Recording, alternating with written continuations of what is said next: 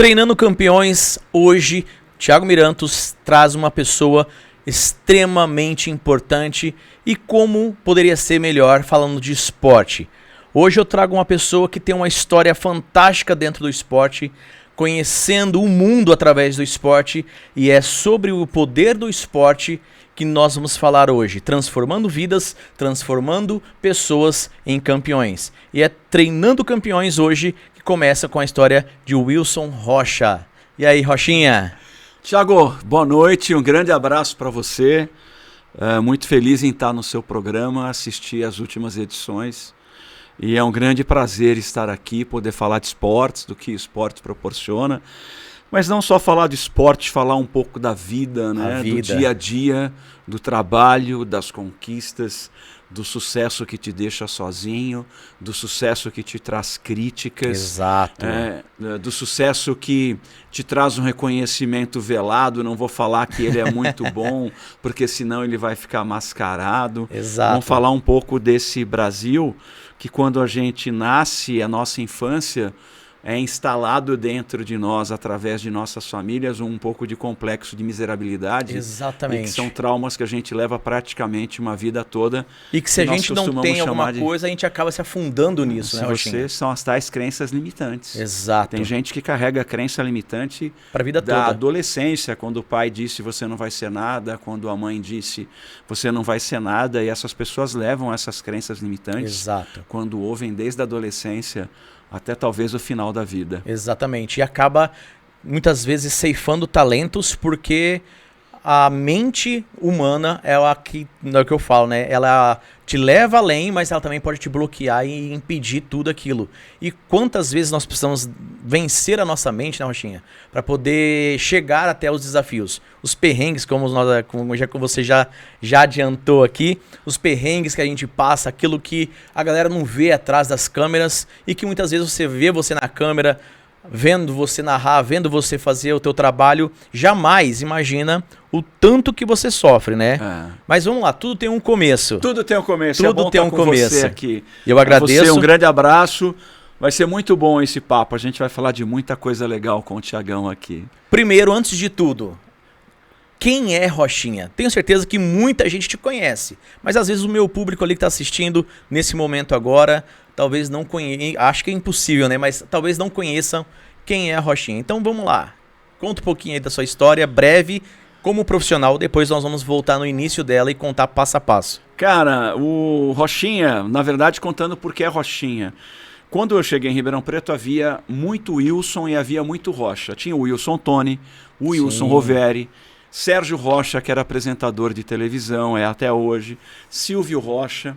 E quem me revelou para o rádio foi um narrador maravilhoso, que é o meu padrinho, que é o Elton Pimenta, todo mundo conhece. Ele falou, cara, tem muito Wilson, tem muito Rocha. Como você é muito jovem, você vai ser Rochinha. Você se incomoda? No começo eu fiquei um pouquinho incomodado, mas depois acabou pegando. E 30 anos depois, quando eu ligo para alguém e falo, por favor, fala que é o Wilson Rocha, a pessoa diz, ele não está. Aí eu falo, não, fala para ele que é o Rochinha. Aí passa o telefone. Então é o prefeito. Ficou marcado. O prefeito me chama de Rochinha, os empresários, os amigos, acabou virando uma marca. E achei. No começo me incomodava um pouco, mas depois eu achei que ficou legal e acho que isso é uma maneira carinhosa. E hoje eu curto bastante. Já não vai conseguir mudar, né? Não tem como, né? Já marca registrada. Eu sou paulistano, sou um paulistano. Dizem que o paulistano da gema é o que nasce na Moca, mas eu nasci no Ipiranga, né, do ladinho do museu do Ipiranga, e fui criado na zona norte de São Paulo, né? Um apaixonado por rádio desde criança. Minha formação é rádio e televisão na faculdade em Morumbi, mas eu sou paulistano, vim para Ribeirão Preto com 20 anos. E aí tô aqui até hoje, né? Já sou cidadão ribeirão pretano, já ganhei o título de cidadão em 2008, que foi talvez o momento mais feliz da minha vida, depois do nascimento dos meus 3 filhos. Então, um sonhador. O Wilson Rocha é um cara, um cinquentão, que é um visionário, que é um cara... A minha sócia fala que eu sou um visionário completamente maluco, mas que é uma maravilha viver comigo porque eu acredito, sonho, vislumbro. E qual visionário não é visto como muitas vezes louco, né? Ainda mais nesse país na qual nós vivemos, que para ser não só visionário, mas para ser um empresário, precisa ter muita loucura na cabeça para poder encarar esse mundo, né? O empreendedor brasileiro é quase um artista de circo, porque qualquer planejamento requer 2 anos a 4 anos, dependendo do tamanho da sua empresa. Né? Qualquer planejamento estratégico requer tempo.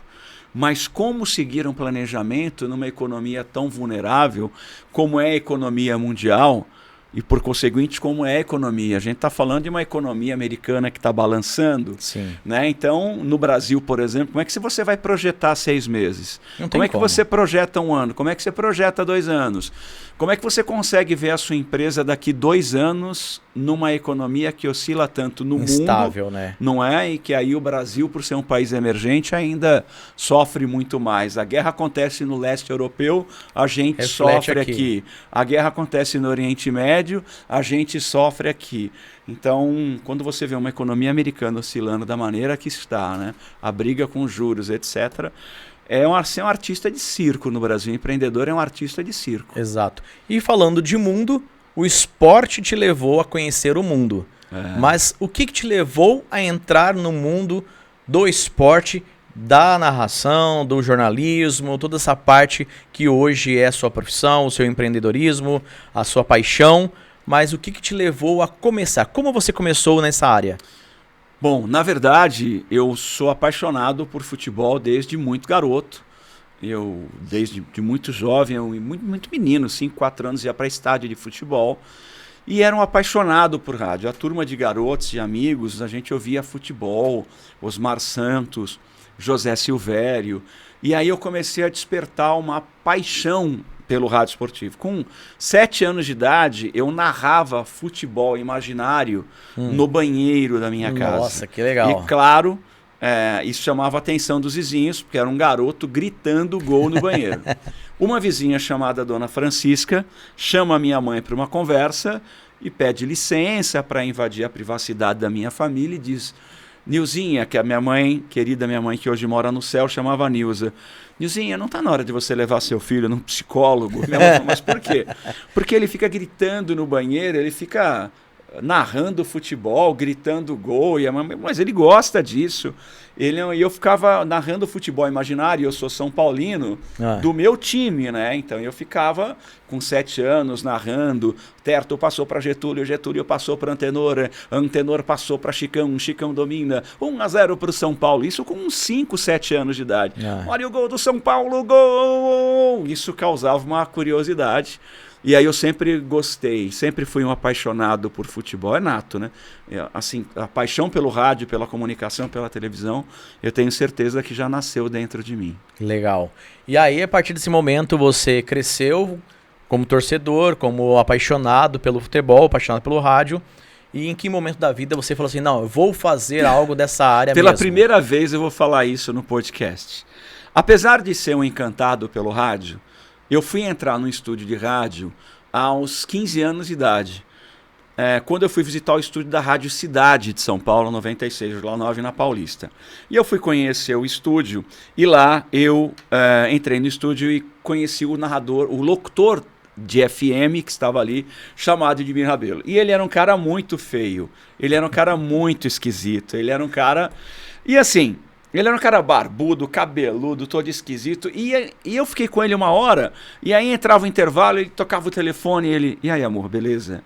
Tudo bem? Como é que você tá? Sei lá, terça-feira é um bom dia?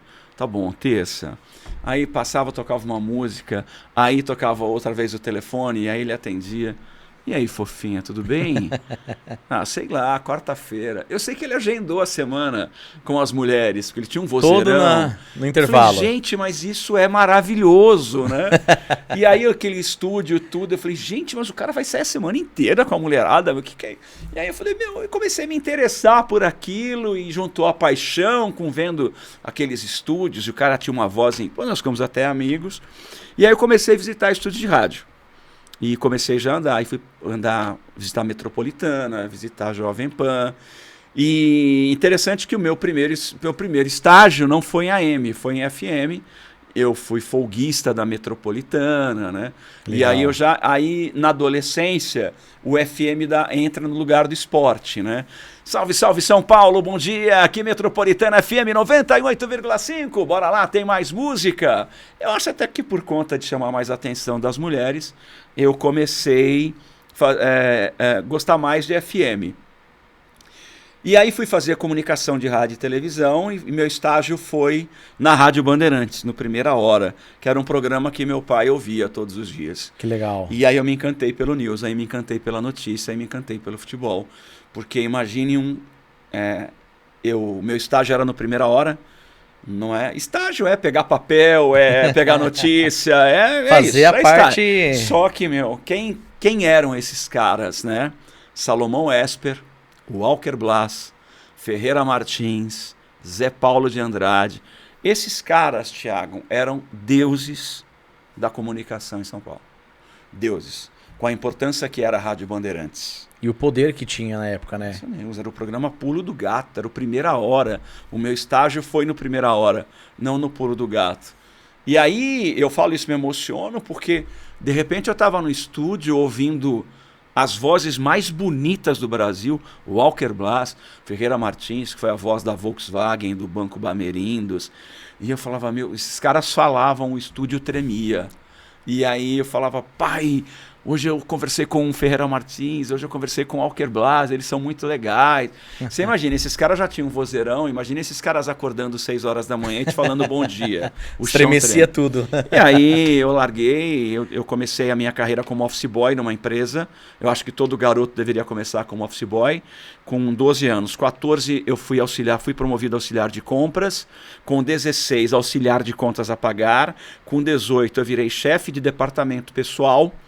E fiquei 1 ano e meio e aí virei representante dessa multinacional. E aí eu tinha um pouco mais de tempo para olhar para o rádio e tal. E aí abandonei a carreira corporativa e fui para o rádio. E aí buscou esse conhecimento, buscou esse trabalho. E aí, o que trouxe você para Ribeirão Preto? Aí você chegou lá... Foi um relacionamento. Eu vim para cá por causa de uma noiva, uma namorada. Nós éramos vizinhos em São Paulo, o pai dela mudou-se para Ribeirão Preto. A gente namorou um ano e meio, eu vindo para Ribeirão toda semana. E aí acabou não dando certo o relacionamento, mas eu me encantei pela cidade e acabei ficando. Aí eu deixei São Paulo e fiquei em Ribeirão. E já que eu estava começando uma vida nova em Ribeirão Preto, eu disse, eu vou largar a representação comercial desta multinacional e vou começar no rádio. E aí comecei a procurar emprego em rádio. E aí primeira vez que eu fui pro rádio foi no futebol amador de Ribeirão, com o René Andrade. Mas como eu vinha com uma bagagem boa de São Paulo, eu já tinha o pique de São Paulo, dos repórteres de São Paulo. Que é totalmente diferente. E aí o Elton Pimenta, que era chefe da equipe de esportes, dei sorte dele ouvir aquele jogo do futebol amador de Ribeirão Preto. E aí ele foi narrar um jogo à tarde e eu fui ouvi-lo. E ele perguntou de mim pro René Andrade, quem é esse rapaz que começou aí e tal? Ele falou, de São Paulo e tal. E aí acho que ele esperou mais um jogo, e aí no segundo jogo do Amador ele me chamou para a equipe profissional. Falou, você é um cara diferente. Você não quer trabalhar na equipe profissional? Isso foi em 1990. Aí eu integrei já a equipe profissional de rádio, que foi meu primeiro emprego. Que legal. Aí fala, né? A sorte acompanha quem está preparado, né? Não adianta ela bater na sua porta e você não está pronto para abraçar.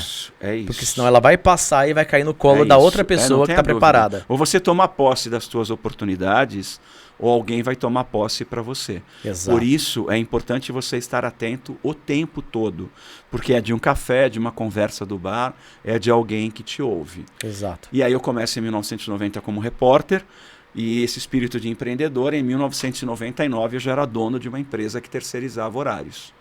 E ao longo desses 33 anos, são 30 prêmios nas categorias melhor repórter, melhor narrador, melhor apresentador, melhor programa, revelação, e desses 30 eu devo ter uns 22, você vai mudando de casa, vai quebrando, e troféu é uma coisa, mas eu devo ter uns 23 na minha casa. Não, mas o bom é que fica pra história e fica marcado na memória, e algo que ninguém consegue tirar de você, essa história que você construiu aqui em Ribeirão Preto, vamos supor assim, esse patrimônio que você construiu aqui, que é inviolável. Pode passar ano, pode passar dia, mas essa é a sua história, além da sua mente, além do legado que você deixa, você também tem essa história marcada como o representante, a voz do esporte em Ribeirão Preto, né? Os troféus é uma coisa tão interessante, porque cada troféu que eu ganhava, eu dizia assim, eu quero que os meus filhos vejam. E desses 30 troféus não foram todos em Ribeirão. Foram 5 anos consecutivos ganhando o prêmio em Franca, 2 em São Carlos, 2 em Serrana, Jaboticabal e 1 em Campinas. Então foram esses 5 de Franca eu guardo com muito carinho, porque é uma rivalidade muito grande de Ribeirão Preto com Franca. Sim. Foram 5 anos consecutivos ganhando esse troféu lá na cidade de Franca, né? Então, cada um que eu olho, alguns já estão meio enferrujadinho, né? Lá se vão 33 anos de imprensa, mas eu olho para eles com orgulho. Os meus filhos viram esses troféus. Eu tenho 2 netinhas, eu fui avô com 42 anos. Né? Olha só. Fui pai com 20, fui avô muito cedo. Então eu tenho... Aí as netinhas veem o troféu lá. É muito legal. E fica pra brincar. Fica. Puta, é uma delícia. É a melhor coisa que tem, falando, esse é o legado que você deixou, que fica lá registrado. Mas nem tudo vem de graça e muito menos vem fácil. Não. Tenho certeza que em algum momento da sua vida... Não foram uma vez, não foi 2 vezes, não foi 3 vezes, que a vida muitas vezes te proporciona aquela famosa queda. Muitas vezes as pessoas veem você aqui, muitas vezes você está narrando, você está trabalhando e todo mundo vê você como uma pessoa profissional, só que não vê os bastidores. É isso que eu gostaria de mostrar também aqui hoje, Rochinha. Me fala aí um momento... Espero não me emocionar. Pelo menos um momento aí, porque se deixar aqui nós falaríamos tudo disso, mas me fala um momento que marcou mais a sua vida, que foi o pior momento. Foi o dia que eu recebi a notícia da morte do meu irmão. Eu estava trabalhando como repórter no jogo. Foi a última vez que o Luciano do Vale esteve em Ribeirão Preto. E o Luciano do Vale é o meu grande mestre.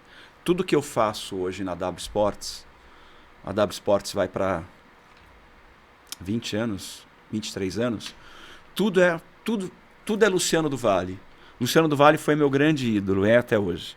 Referência. Quando eu transmito as nossas transmissões, depois que eu fui para a plataforma de streaming há 3 anos e meio, tudo aquilo que a gente faz antes do jogo, os drones, as imagens aéreas, a imagem dos ônibus chegando nos estádios, as imagens que nós temos dos vestiários dos times, a preparação, tudo tem Luciano do Vale. Luciano do Vale foi o meu grande mestre. E é uma pena que eu não tive uma foto com o Luciano do Vale. Eu não achei que ele morreria tão cedo. A gente se encontrou em Copa do Mundo, a gente se encontrou em Olimpíadas, mas eu nunca fiz uma foto. Tenho com o Galvão, tenho com um monte de gente, mas eu não tive com o Luciano do Vale, mas é o meu grande mentor. Eu estou até querendo fazer um evento, a minha sócia nem sabe disso. Primeira mão, olha aí. Primeira mão. Eu estou querendo fazer um evento para a gente comemorar os nossos 6 milhões de visualizações na internet. Que legal. E eu quero trazer o neto do Luciano do Vale, que mora em Campinas e que eu conheci. Mas um dia, tem alguns dias marcantes. Quando eu meu irmão faleceu com 22 anos. Novo pra caramba. caramba. Acidente de moto. Meu Deus. E eu estava transmitindo e eu me lembro que o narrador falou... companheiro Wilson Rocha, você pode ir embora. Você pode ir embora. Aí noticiou a morte do meu irmão e eu disse, não, eu vou terminar o jogo e depois eu viajo. Você imagina, era o irmão mais novo. Eu nunca tinha ido num velório da minha família. Minha família é longeva. E eu nunca tinha ido num velório da minha família. O primeiro velório que eu fui na minha família foi do meu irmão mais novo. E desta forma. E eu terminei o jogo. Quando a minha avó também faleceu, eu estava narrando futebol.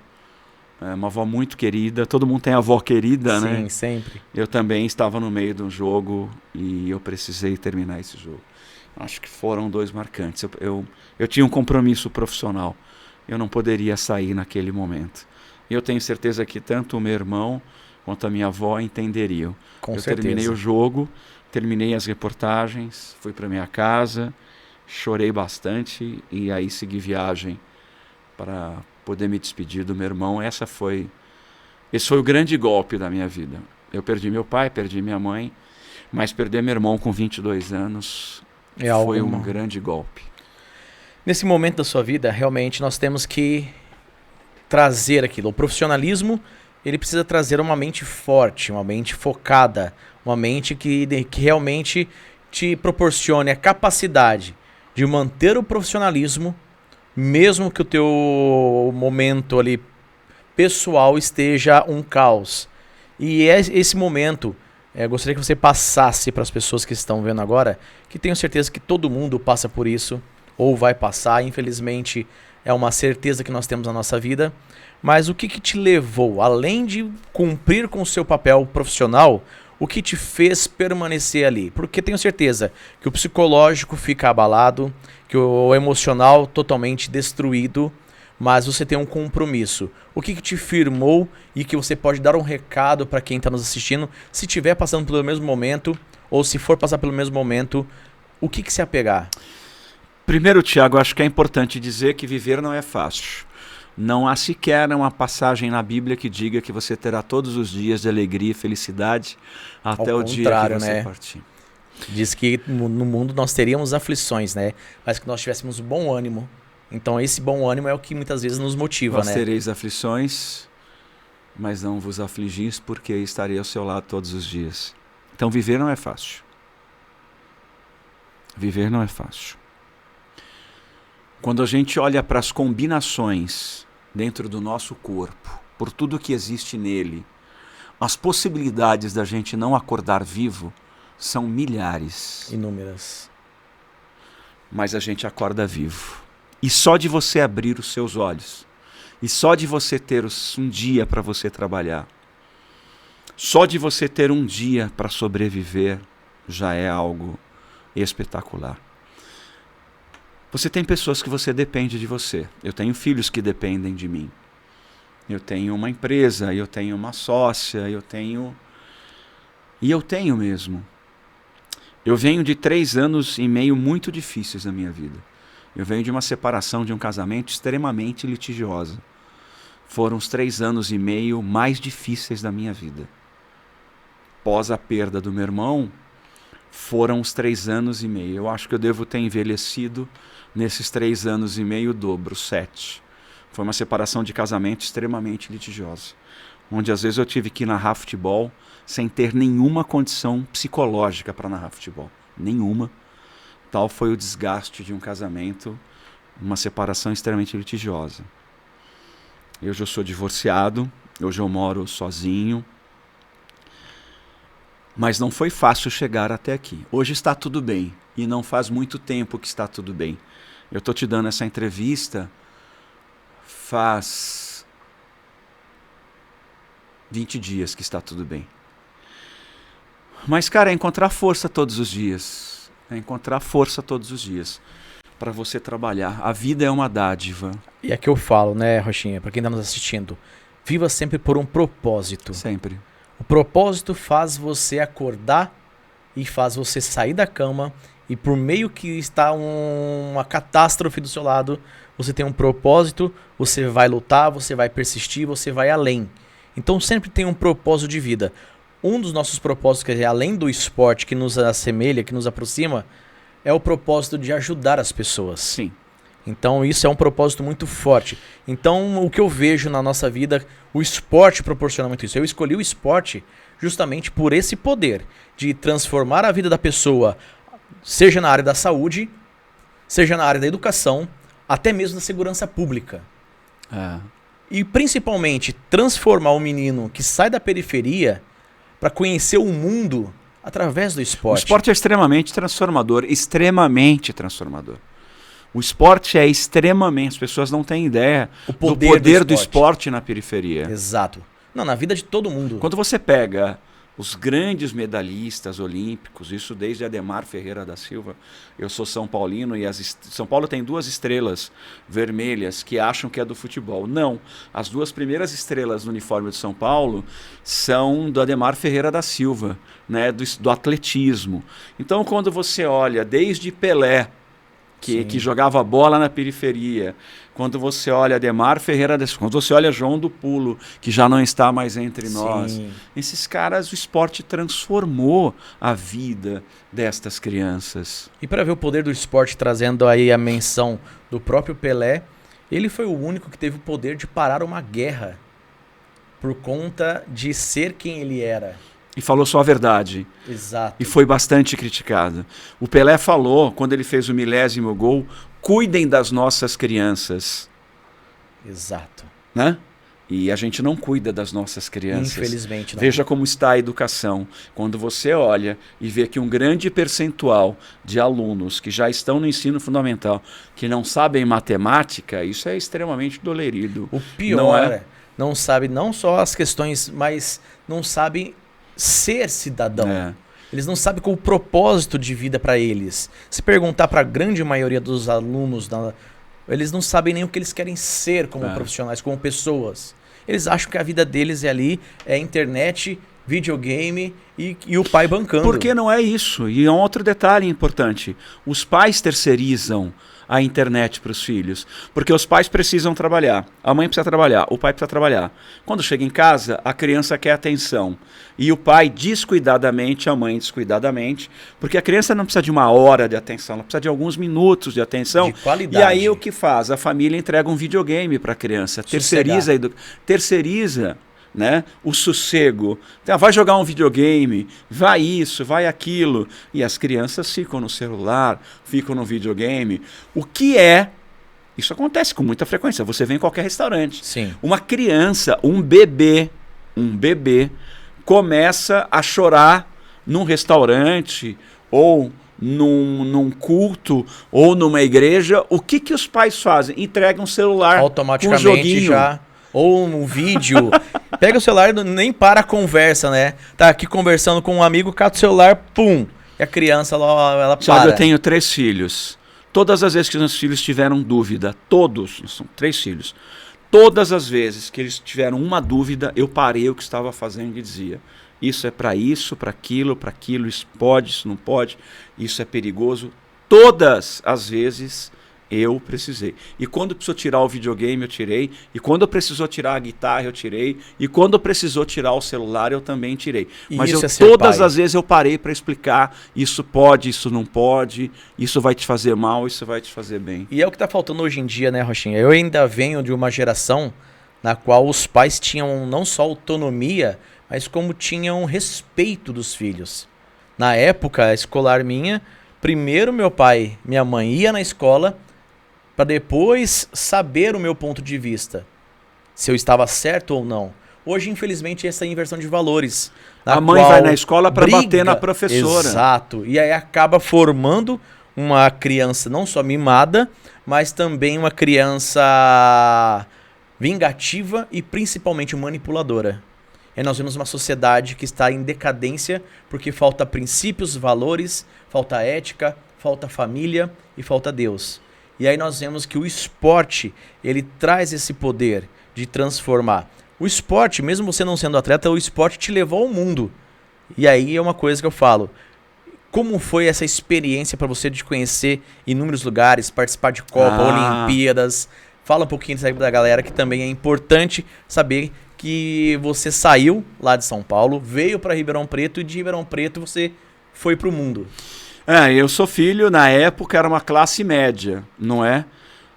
Mais uma classe, eu me criei na Zona Norte, Santana e Vila Guilherme, portanto eu me criei na rua jogando futebol na enxurrada, jogando futebol no barro, jogando futebol. Essa foi a minha infância. A minha mãe era uma mulher do lar, o meu pai era um caminhoneiro, depois meu pai se transformou em um motorista de ônibus de uma companhia de transportes coletivo em São Paulo, e ele era muito dedicado, muito perguntador, e depois ele virou coordenador desta garagem. Ele acabou se tornando um diretor desta garagem, pela sua dedicação, etc. Tal. Então eu venho de uma família muito simples, mas com muito amor e batalhadora.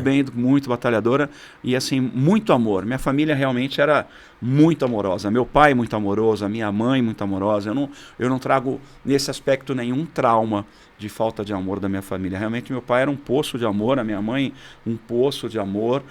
Meu pai era muito duro, meu pai só olhava, não precisava dar ordem, ele só olhava. Eu apanhava mais da minha mãe, a gente apanha mais da mãe, né? Mas mesmo assim eu tomei 3 surras do meu pai marcante. Mas de qualquer... Então, quando eu fiz as viagens, são ao todo 23 países. Olha que maravilha. Mas quando eu fiz essas viagens a trabalho, né? Como eu te disse, eu choro eu sou muito chorão, né, cara? Você percebeu, né? Eu me emociono muito facilmente. Realmente me emociono muito facilmente.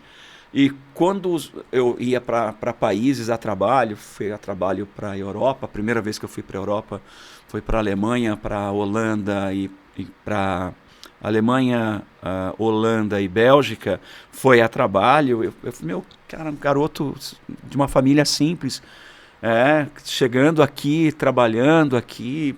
Então, o esporte, eu devo tudo ao esporte. Tudo que você imaginar, eu devo ao esporte. A minha cultura, o meu trabalho, o meu conhecimento, a minha experiência. Eu devo realmente Olimpíadas, Copa do Mundo. Eu tenho 13 finais de Libertadores, 2 Copas do Mundo, uma Olimpíada. Eu tenho uma Copa Davis entre Brasil e Estados Unidos. Nossa. Sabe o que é isso? Grandioso. Brasil, foi até em Ribeirão Preto isso, com Jaime Oncins, Gustavo Kirten. Foi um negócio espetacular. Agora a penúltima Copa foi na Rússia, não foi fácil. 45 dias no maior país do mundo, com dimensões geográficas gigantes. Então foi uma experiência, conhecer novas culturas, foi uma coisa, eu tirei proveito de tudo, né? De conhecer, por exemplo, o Metropolitan Museu, conhecer o Hermitage, conhecer o Louvre, adoro museus. É uma viagem. De tudo isso, Rochinha, agora vamos lá para a parte boa também. Dessas viagens, desse universo aí de Olimpíadas, Copa e tudo mais, pelo menos uma história que você achou fantástico, que foi uma de superação ou foi de um momento ali que te marcou, seja do esporte ou seja com você ali mesmo, que você falou assim, nossa, isso foi maravilhoso, isso marcou minha vida, isso eu não vou esquecer nunca mais. Deixa eu explicar para você, primeiro porque eu gosto muito do futebol. O que me faz ser apaixonado pelo futebol é que ele rompe classes. Sim. Quando você está numa partida de futebol, você não tem o pintor, o pedreiro, sem camisa, abraça o empresário. Um empresário milionário que está do lado dele. Eles nem se conhecem. Eles vão para Paulista comemorar. Talvez nunca mais vai se ver. Nunca mais, não se conhecem. Eles estão ali, eles estão na Paulista, eles estão na frente do estádio. Porque quando você entra no estádio, tem lá os camarotes, sim, tem arquibancada mais barata, mas fora do estádio, quando eles estão chegando na barraquinha do pernil, que é temperado no suor do cara que está fazendo. Literalmente. Né? Cara, o mega empresário, o cara que anda de carro blindado, chega ali com um pintor. E aí, velho, beleza? Tudo bem? Vamos ganhar hoje, vamos ganhar hoje, cara. É surreal. Poder disso, né? Não há classe, não há divisão, não há divisão, não há classe. Os caras, sabe, eu vejo isso no futebol de Ribeirão Preto mesmo. Eu vejo os caras sendo os caras. Eu tô na minha cabine ali no Botafogo do Comercial. Daqui a pouco eu olho para baixo, tem um cara falando palavrão. Aí eu levanto a minha cabine e falo, meu Deus do céu, olha quem tá falando tanto palavrão. Caramba, eu fui visitar esse cara, o cara tava de terno e gravata, é um mega empresário. É o que o cara é. Então, o futebol, ele é isso, ele permite que todo mundo seja exatamente... Quando o seu time perde, o pintor fica bravo, fala palavrão, o mega empresário fica bravo, fala palavrão. Há uma junção. E o futebol é capaz de diminuir... quando você vê Gana eliminando o Brasil, quando você vê um país da África muito pobre eliminando uma grande potência europeia, é um negócio surreal. Então, é algo... Claro que o esporte coletivo, o esporte individual, quem está mais preparado, os americanos são sempre muito mais preparados para ganhar medalhas, diferente, às vezes até, né? Mas no futebol isso... Eu me lembro que agora na Copa do Mundo, quando a Rússia eliminou a Espanha, caramba, a Rússia no futebol não existe. Eliminou a Espanha, a alegria daquele povo russo, eu fiquei lá 45 dias, eu fiquei até a final da Copa, a Rússia enlouqueceu mais do que nas grandes paradas militares que aconteciam na Praça Vermelha. Foi um negócio surreal a Rússia eliminar a poderosa Espanha, que era uma das candidatas ao título. Isso é marcante. Isso é marcante, né? Trazendo agora o esporte aqui para nós, Rochinha, como nós falamos várias vezes e sem medo de ser redundante, falar do poder desse esporte, falar do poder do futebol. O país ainda, do Brasil ainda é conhecido, ainda é a terra do futebol, mesmo diante de todos os fatos que acontecem. Mas o esporte, o futebol, ele tem um poder magnífico em realmente... De parar guerras.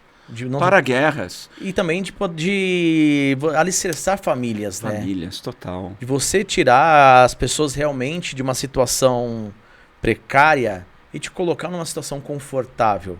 Não precisa ser um astro do futebol, mas só o fato, isso eu já vi várias vezes com amigos meus, de que o esporte não só trouxe a pessoa para ser um cidadão, mas um profissional de outra área, mesmo que não seguiu carreira, mas tudo começou através do que? Da disciplina do esporte. É isso. Da garra do esporte, da mentalidade que você precisa ter pro esporte.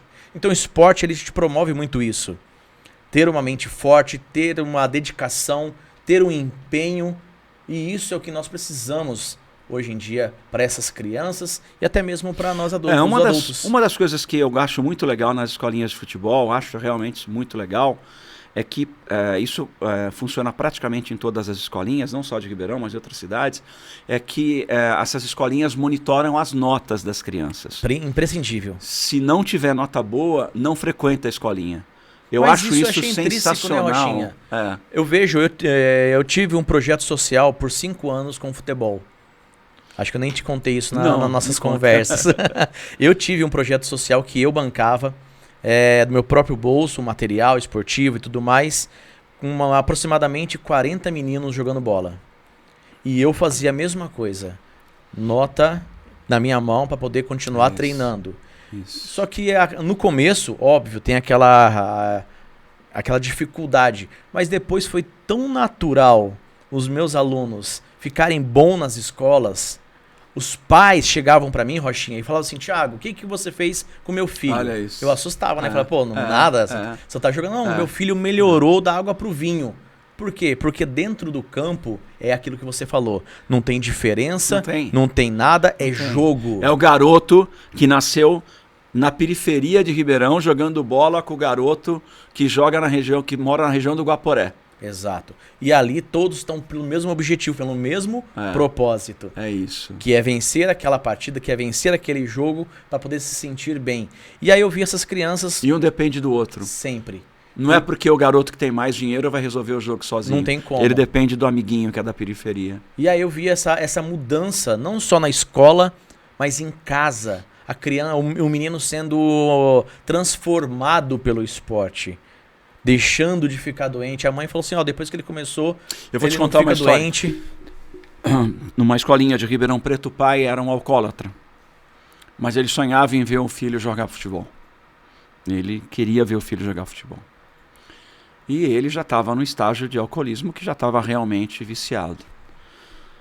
E ele queria ver o filho jogando futebol. E chegou um dia que ou ele tinha dinheiro para tomar as suas pingas, as suas cachaças, ou ele tinha dinheiro para levar o filho de ônibus na escola. Jogo. Ele deixou o alcoolismo. Olha isso. Para realizar o sonho. Olha o poder. Ele deixou o vício para tornar o sonho do filho uma realidade. No mínimo 2 benefícios. Ele, porque largou a bebida e pôde curtir melhor o filho, sóbrio, sem os problemas do álcool, mas também ali investindo na criança. E não é, a gente está falando muito do futebol, que é mais a minha área, mas você pega, por exemplo, a escadinha do vôlei, que vem de comunidade. Essa Rebeca Andrade, que é muito fofinha essa menina, é de uma delicadeza, também vem de comunidades. Inúmeros nomes, né? Do atletismo, a grande maioria, do vôlei. São poucos os cacás que nasceram no bairro do Morumbi para jogar no São Paulo. Caio Ribeiro, que é comentarista, que é do Morumbi, que jogou no São Paulo. São casos raros esses. E é isso que eu falo, né? Eu vejo o esporte, ele não favorece o mais rico. O esporte, ele favorece o talento, o empenho. Pegar lá Cristiano Ronaldo, Messi, pessoas que saíram de condições... Aí você falou em um cara que para mim é o melhor de todos. Cristiano Ronaldo. Cristiano Ronaldo é um Esse, exemplo. Esse para mim, eu vi o Cristiano Ronaldo jogar em Copa do Mundo. O Cristiano Ronaldo não é um craque. É. Ele nunca foi craque. Eu falo isso direto. Nunca foi um craque. Craque é o Messi, que ele pega a bola no pé e não solta. Parece que gruda. Mas o Cristiano Ronaldo não é. Mas ele botou na cabeça dele: eu serei um grande fazedor de gols. E ele é um grande fazedor de gols. Foco, disciplina. Ele ficava sozinho no campo, correndo na área, imaginando onde estavam seus adversários. O Cristiano Ronaldo não é um craque, mas é um jogador de futebol maravilhoso. Você só vê gols do Cristiano Ronaldo. Você vê um chapéu que ele deu ao outro, mas você vê muitos gols do Cristiano Ronaldo diferente. Esse é um cara que é um determinado, exemplo. Né? Determinado. E o Messi tem um grau de autismo, eu não sei se você sabe. Sim, sei. Mas ele também. Além de tudo, teve a dificuldade de crescimento, na qual o Barcelona investiu muito nele ali. E hoje nós temos essas duas lendas do esporte. E é por isso que eu acho que o Neymar não merece ser campeão do mundo nunca. Então compartilhamos da mesma história. Não acho que o Neymar tem que ser bola de ouro nunca. O Neymar não merece ser o melhor jogador do mundo nunca. Porque o Neymar não se dedica ao futebol. Porque o Neymar nunca se dedicou à carreira de futebol. Eu vou te falar uma coisa. Nunca. O grande problema do Neymar Júnior chama-se Neymar pai. Eu vejo isso desde a época do Santos, quando ele enfrentou o treinador Dorival. E ele, de uma forma totalmente arrogante, e o Dorival pegou e falou: vocês estão criando um monstro. Foi o René Simões que falou: perdão, vocês estão criando um monstro. Perdão, René Simões. Mas o Dorival também teve problema com vários, o Neymar. Vários eu vejo isso, que infelizmente hoje ele está envolvido em muitas situações complicadas por conta de falta de uma orientação, de uma instrução. Claramente, o Neymar saiu mal de todos os clubes. O Neymar saiu mal do Santos, agora está querendo reatar. O Neymar saiu mal do Barcelona. O Neymar saiu mal do PSG. E o Neymar vai sair mal agora do time do Jorge Jesus, que é o time da Arábia Saudita. Ele está toda hora no Brasil, ele se machuca, mas faz um navio para os amigos cantar pagode. Então, Exato. assim, ele não merece ser o melhor jogador do mundo. Já passou, já não vai ganhar mais. O Messi mereceu, Cristiano Ronaldo mereceu, Kaká mereceu, Ronaldinho Gaúcho mereceu. E aí que eu falo, né? O esporte ele tem poder, mas se você não tiver disciplina, caráter, da mesma forma que o esporte te levanta, ele te derruba. Claro. Porque nós temos vários exemplos. Inúmeros exemplos aí, mas agora trazendo aqui para o nosso cenário. Vamos falar aqui, para quem está assistindo, e é de Ribeirão Preto, Rochinha. O que você vê, sendo do esporte, conhecendo o mundo, conhecendo vários atletas de diversas modalidades esportivas, em Ribeirão Preto? O que você vê que falta em Ribeirão Preto, principalmente nessa área esportiva? Eu acho que falta muito mais apoio ao esporte de Ribeirão Preto. Como é que as crianças chegam até a Cava do Bosque, que é o nosso único centro olímpico? Então. Como é que elas saem lá do Quintino, do Simeone? Como é que elas saem do complexo Ribeirão Verde para poder chegar até a Cava? Como é que... Porque os campinhos de futebol dos bairros estão virando prédios. É por isso que nós não temos mais os jogadores canelinha fina de periferia. Ou porque então os terrenos bocas de fumo, né? Estão virando prédios, não é? Então, qual é o programa? Qual é o programa que tem em Ribeirão Preto para trazer a criança lá da periferia, lá mesmo, lá de longe, para poder estar na Cava do Bosque? Porque quando chega a jogos regionais, há uma grande força dos jogos regionais, mas é só nos jogos regionais e fora da época dos jogos regionais. E fora da época dos jogos abertos. Qual o legado? Qual é o acesso que essas crianças têm? Nós precisamos ter, eu sou de São Paulo, e em São Paulo existem vários centros esportivos. Próximo da minha casa existia o Centro Esportivo Tomás Mazzoni, que era só para você ter uma ideia, era o que é o Ipanema, era o que é o Palestra, mas em bairros. Então você tinha Tomás Mazzoni, você tinha, que era onde eu frequentava, né? Eu cheguei a jogar no juvenil do Corinthians e no júnior da Portuguesa. E saí e fui visto, depois o meu pai achou que eu não seria um bom jogador de futebol, falou, vai trabalhar que é melhor. E ele tinha razão nisso. Mas hoje... Mas por isso que eu... O esporte continua ganhando contigo. Então, eu acho que estes centros precisam ser... Nós não estamos falando em centros olímpicos caríssimos. Exato. Mas precisam haver espaços, não é? É necessário fazer convênio com as faculdades de educação física para que isso sirva inclusive como volume de estágio, para poder, nesses bairros, ter um local para a criança, por exemplo, esquece futebol, que é a minha área, deixa eu olhar para o outro lado, uma criança fazer uma corrida de bastão, uma criança fazer um arremesso de peso, uma criança... Então você precisa ter espaço para estas crianças praticarem esportes que não só o futebol, em grandes centros, como é o Complexo Ribeirão Verde, por exemplo. E mesma coisa daquilo que eu falo, né? O esporte, pode até soar aqui, mas o esporte ele é segregativo. Ele não é inclusivo. O esporte, ele escolhe o atleta. Não tem como você, porque não teve... jogava futebol, querer fazer uma maratona. Ou então você, vamos pegar o Michael Phelps e querer colocar ele para poder jogar futebol. Ou pegar um outro atleta de uma outra modalidade e querer colocar ele num... Então o esporte ele traz isso. Então precisamos ter em Ribeirão Preto opções, várias modalidades. Porque aquela pessoa que não se identifica com o futebol, ela fica à mercê. Então, mas por que eu não vejo... eu vejo muito essa... por exemplo, o governo nos bairros. Vamos lá, vamos ouvir as queixas do bairro. Acho válido, acho legal, mas que tal a gente fazer um final de semana, né, esportivo nos bairros, para que profissionais como você do esporte, você é um profissional de saúde do esporte, possa olhar para o garoto, vai dar uma corrida, menino, vai dar uma brincadeira. Você tem vocação para ser um atleta. Você não quer fazer corrida? Olha, você tem vocação, os que são mais fortinhos, para um arremesso de peso. Uma luta. Você tem vocação para fazer uma luta. Você tem uma vocação. Aliás, está sendo até aberto agora, até essa notícia está no portal W+, uma seletiva de judô para os garotos. Então, é preciso... Não é só dar uma bola de futebol. Exato. É entender qual é a vocação desse garoto. Né? E a menina que não gosta de jogar futebol? Mas ela, por exemplo, poderia fazer uma marcha atlética. Não é? Poderia fazer uma ginástica rítmica. Poderia, por que não? Falando disso, tá? Do meu projeto social também, nós tínhamos danças, balé, jazz, e quem era professora é a minha mulher, a Kellen. E ela até contou no episódio que eu fiz aqui com ela, de uma aluna nossa que começou na periferia, aqui na Zona Leste, e ela começou através da dança, de tudo. Óbvio, nem todos, aquilo que nós falamos, nem todos serão atletas. Mas ela, através da dança, da disciplina do balé, hoje nós ficamos sabendo que ela se formou como biomédica. Ela foi para a faculdade, ela cresceu, ela venceu na vida dela. E ela mandou uma mensagem para minha mulher tão emocionada, agradecendo aquele trabalho que nós fazíamos de oferecer oportunidade, e hoje ela será uma profissional diferenciada. É isso que eu falo. Então o esporte, ele tem esse poder, por exemplo, não só de jogar atleta, mas de criar profissionais. Quantas corridas de criança de Ribeirão Preto tem, que você que está na área conhece? Difícil.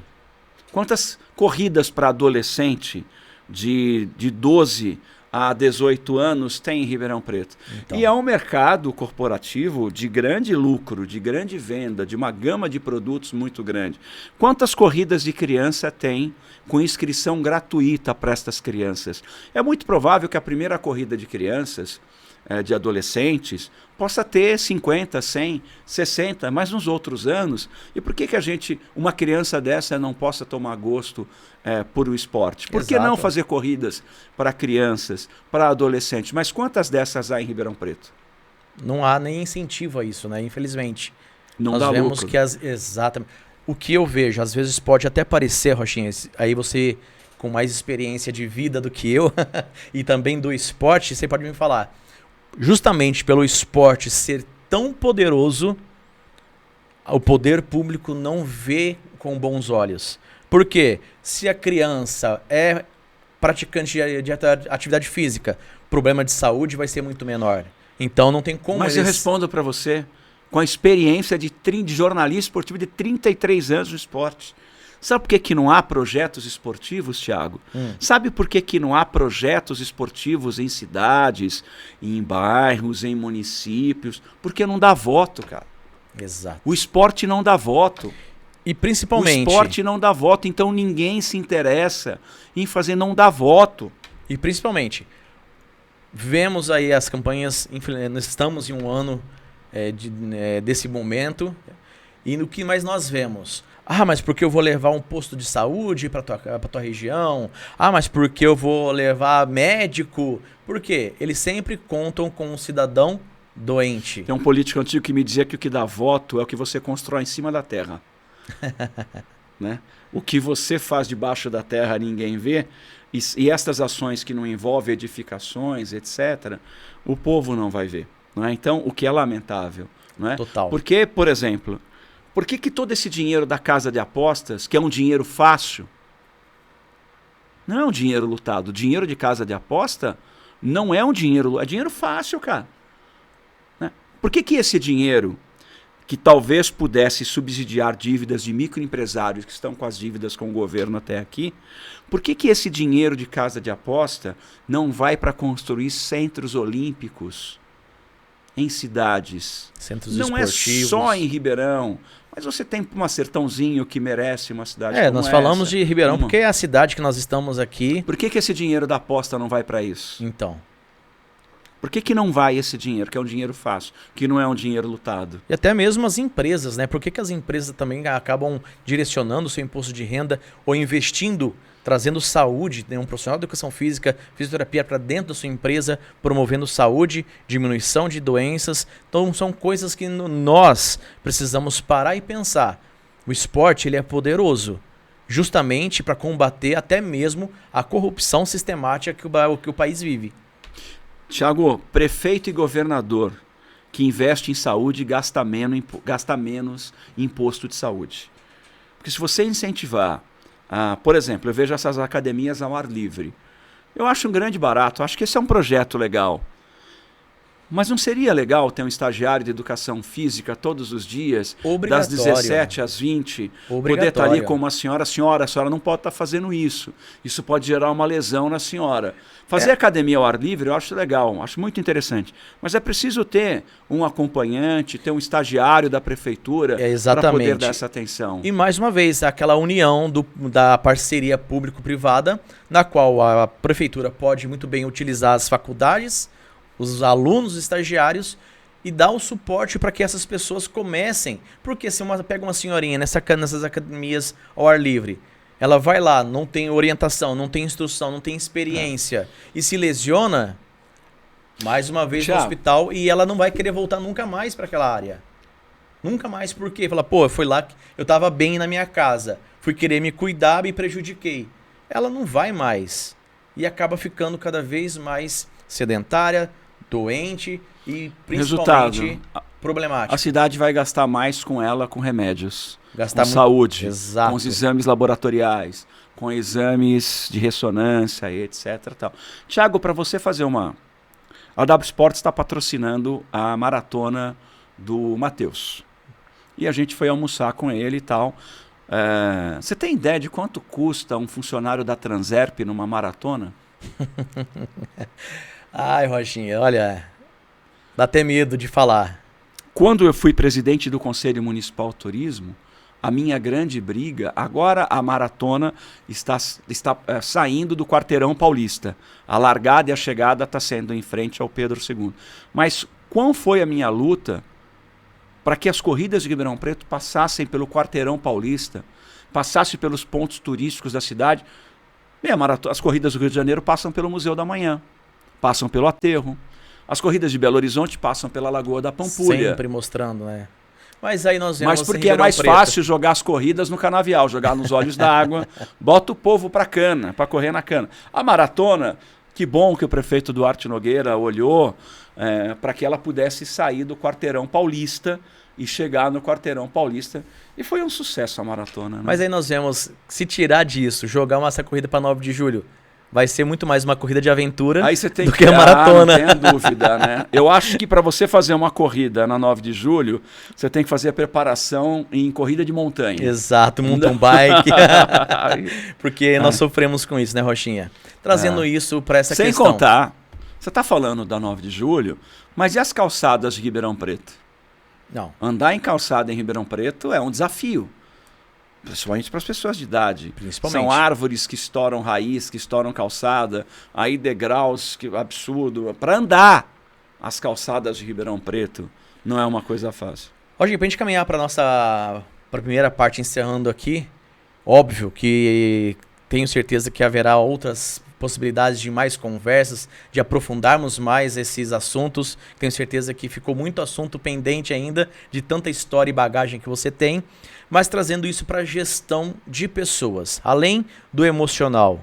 Qual que é a importância, não só nossa, como empresário, de estar gerindo pessoas e trazendo esse benefício para que mais pessoas tenham oportunidades de vencer na vida, de ter uma casa, de ter um lar, de ter uma família bem estruturada. Não estamos falando agora de esporte, não. Não estamos falando de conhecer o mundo, não. Mas de estruturar bem através de um funcionário, de uma pessoa que... Aquilo que nós falamos lá no começo, que às vezes veio da sua infância com paradigmas, que veio da sua infância com muitos bloqueios. Como que é gerir pessoas para que elas possam amanhã se treinando campeões e se tornarem campeões da sua vida? Tiago, nós estamos vivendo um momento de uma sociedade mundial extremamente adoecida. A sociedade mundial está doente. A sociedade mundial está enferma. Sim. Trazendo isso para nossa Ribeirão Preto, recentemente eu entrevistei o presidente da Unimed.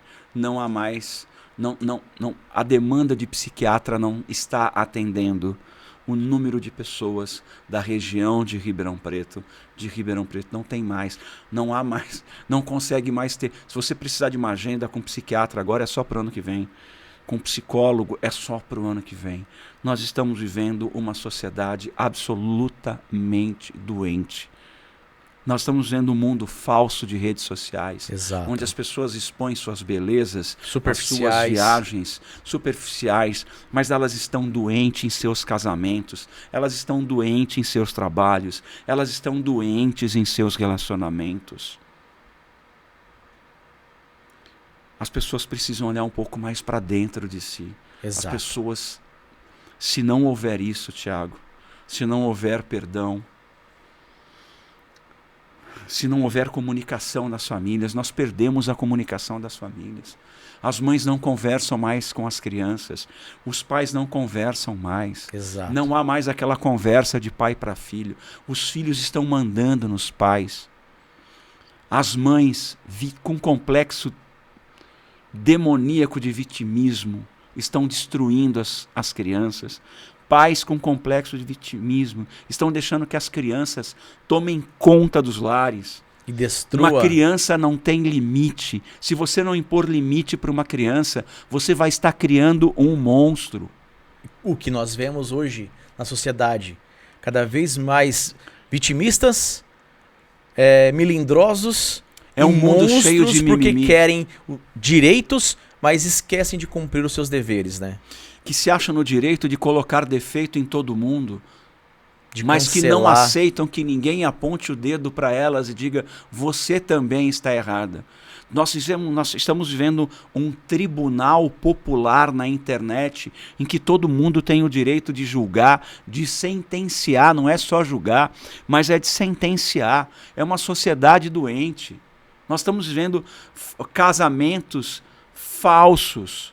Estamos vivendo casamentos de aparência. Estamos vivendo relacionamentos de aparência.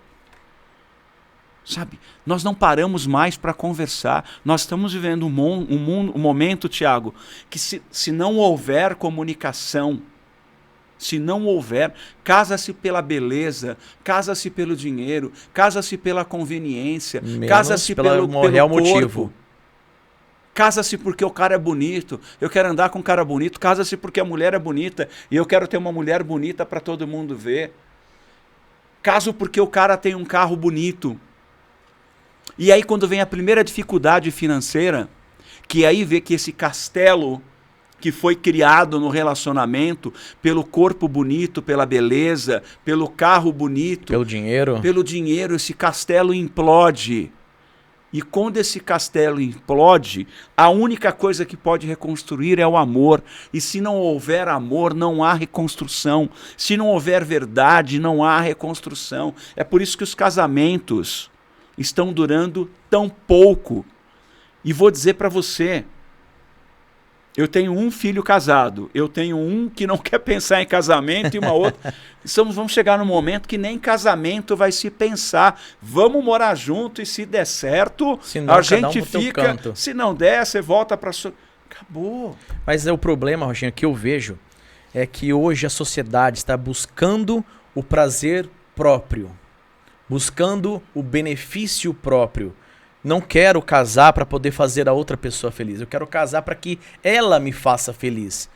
Eu não quero trabalhar para que o meu trabalho proporcione benefício para outras pessoas. Não, eu quero trabalhar porque eu quero ser rico, quero viajar, gastar com tudo, mas não vê esse propósito de vida. Enfim, é o que você falou, as pessoas perderam o amor, perderam valores, perderam princípios. Perderam valores. Perderam o caráter de ser realmente semelhante ao próximo. Perdeu e ninguém quer. E ninguém.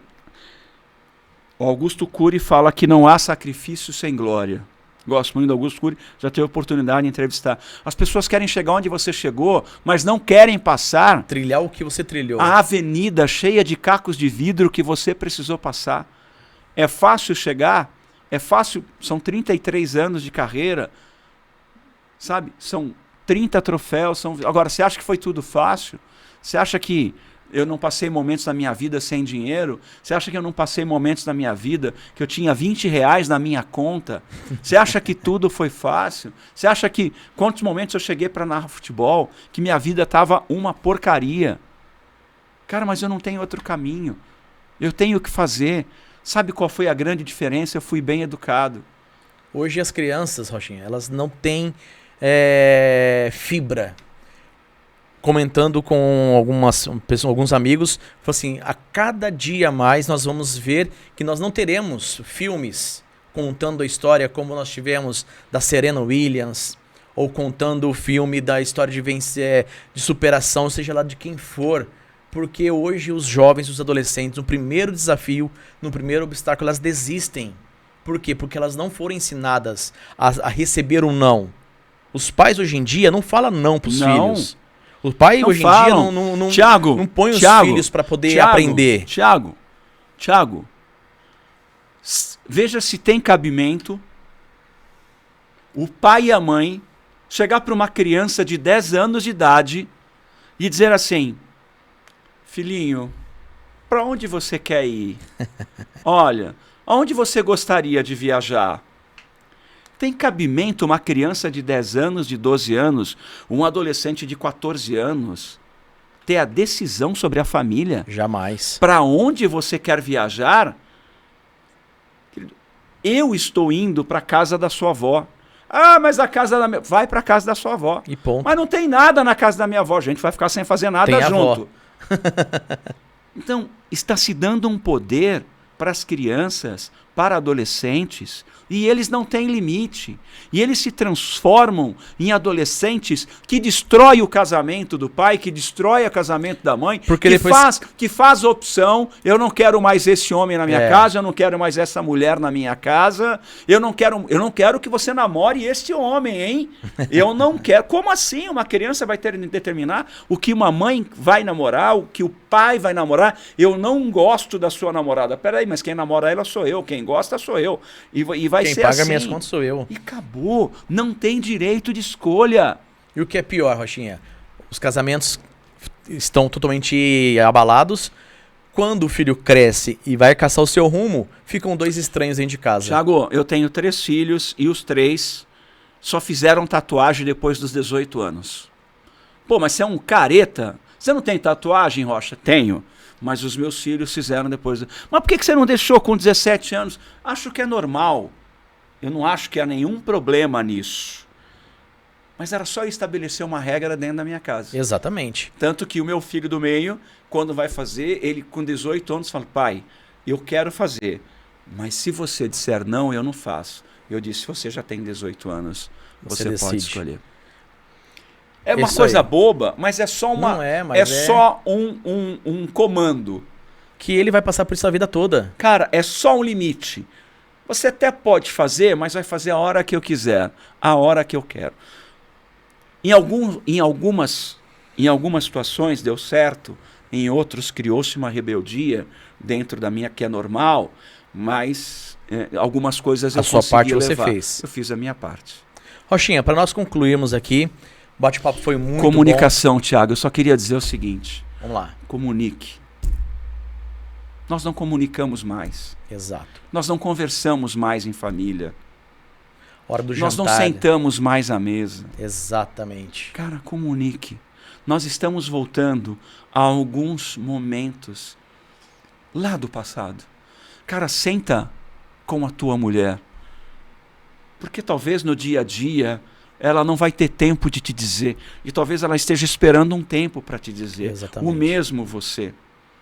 Sabe? Senta com o teu filho. Espera, fique atento. Tenha um momento de família. Ouça. Eu, enquanto casado, a gente almoçava à mesma mesa todos os domingos, com alguns atos de rebeldia. Não quero. Vai sentar. Eu vou citar um exemplo para você, para a gente terminar esse nosso papo. A equipe W Sports é a maior audiência esportiva da macro-região de Ribeirão. Nós somos a terceira maior audiência do interior do estado. Nós temos uma equipe, Thiago, maravilhosa. O que esses caras entregam de audiência... É incrível. Incrível. A nossa equipe, eu falo em nome da Elisa, que é minha sócia, é uma equipe maravilhosa. Os caras entregam muito. Nós somos líderes de audiência. Nós somos a terceira maior audiência do estado de São Paulo. E eu estou dizendo isso, não é para um discurso que sai da boca para fora. Há exatamente um mês atrás, eu e a minha sócia chamamos um por um para uma reunião. A equipe voando. Mas tinha motivo para você fazer reunião um a um? A equipe está voando, a equipe está entregando, a equipe é líder na macro-região de Ribeirão, é a terceira maior audiência do interior. Mas por que você quer conversar um a um? Está tudo bem. Não. Sempre tem alguma coisa para melhorar. Senta aí. E aí? O que você tem para falar para a gente? Pode falar tudo. Pode falar tudo. E tinha coisa, Thiago. Sempre tem. Tinha coisa. Quem está produzindo lá do outro lado, que é o Samuel, sabe disso. O Samuel sabe disso. Porque uma das conversas foi com ele.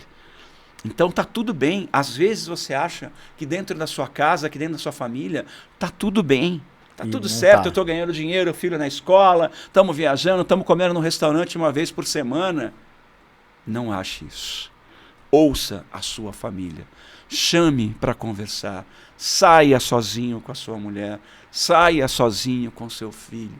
Ouça. Resultado. Chamei um por um da equipe inteira. A equipe que estava melhor de entrega profissional, hoje está com uma entrega muito mais emocional. Pô, os caras que são donos ouviram a gente. E quer saber? Tinha um monte de coisa. Algumas coisas que eu realmente errei. Eu não vou nem falar da minha sócia que é perfeita, mas eu errei. Muitas coisas que eles falaram para mim, eu errei na comunicação da empresa. O ano passado eu errei quase que todas as ações. Um problema pessoal que eu acabei dizendo para você, envolvendo família. São compreensíveis, porém precisa pedir desculpa para todos eles. Falei, cara, gente, desculpa. A minha comunicação com vocês foi péssima. Vamos acertar daqui para frente. O que falta nas famílias, o que falta nas empresas é comunicar. Diálogo. É ouvir, é dialogar. É isso aí. E fechando aqui então, agradecer você. Peço que você siga as redes sociais, Thiago Mirantos, podcast. Também sigam as redes sociais do Rochinha. Ele já vai falar aqui para nós. E principalmente agora, assim que ele for falar, ele já vai também dar um recado final para você, beleza? Rochinha, já fala suas redes sociais. Caramba, e manda um recado. Eu tenho a W Sports, né? Vou falar mais a YouTube W Sports Oficial, Facebook W Sports Oficial. Rádio W Sports em aplicativos. Você também pode ouvir a nossa rádio pelo portal W+. Nós temos um portal chamado W+, que está indo muito bem, wmais.com.br. As plataformas de streaming W Sports Oficial no YouTube e também no Facebook. Rádio W Sports também em aplicativo. A minha mensagem final é que a gente precisa ter um mundo melhor. A gente precisa ter um mundo de mais amor, a gente precisa ter um mundo de mais compreensão. Todos nós precisamos entender que o que há na rede social é uma farsa. Às vezes nos cobramos porque a nossa amiga está bela, porque a minha amiga está saindo, por que eu não estou? Não é assim, né? Então cuide de você, cuide da sua saúde. Se eu pudesse deixar uma mensagem para o programa do Thiago ninguém ama mais você do que você mesmo. Exato. Os seus filhos não amam mais você do que você mesmo. A sua mulher não ama mais você do que você mesmo. O seu marido não ama mais do que você mesmo. Porque se você cuidar de você, se você praticar esporte, se você cuidar da sua saúde, se você cuidar da sua mente, se você investir no conhecimento, leia, assista. Porque se você for uma pessoa saudável, você vai conseguir tocar toda a sua família, você vai conseguir ser um exemplo para os seus amigos, você vai conseguir desenvolver os seus propósitos para os seus amigos. Invista em você. O maior investimento da sua vida é em você. É isso aí. Rochinha, muito obrigado, meu irmão. Prazer enorme ter você aqui. Obrigado, Thiago. Agradecer a todos vocês que estão assistindo e dizer que pratique esporte. Coloque seus filhos no esporte. O esporte tem um poder que poucas pessoas te contam esse benefício. E hoje nós falamos sobre isso. Então eu peço que você conscientize isso. Busque praticar o esporte que você mais goste, mas tenha na sua cabeça que você pode ser o campeão da sua história. Um abraço, fique com Deus e até os próximos episódios.